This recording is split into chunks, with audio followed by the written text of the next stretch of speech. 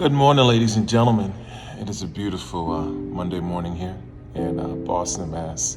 This is day 644, the 3 Plus Minutes of Plex Challenge, and as always, I am filled with gratitude. Thoughts on my mind this morning. I just commuted into Boston yesterday. It was initially yesterday morning, ended up being yesterday afternoon.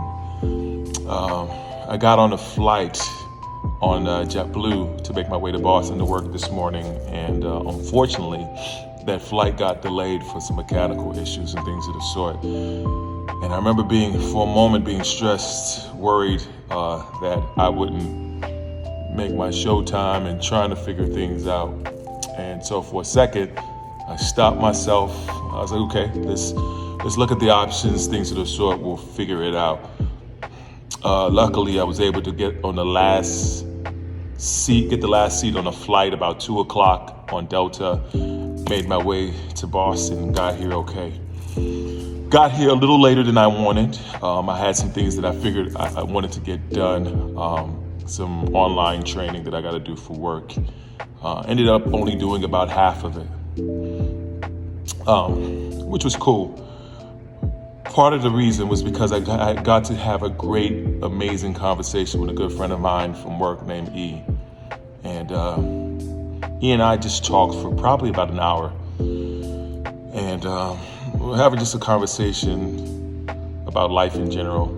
One of the things that I'm really thankful for in my journey is that I've been able to connect with people, especially fellow gentlemen, in this amazing way. I found brotherhood and friends and family in ways that I never had before. And E and I were just talking. I was giving him a lot of perspective on what I look at on life and things of the sort, how I approach things, talked a bit about our families. One of the things that I'm really thankful for is that I retain a lot of information. So like when I have conversations with people, one of the things that I really try to do really well is just listen.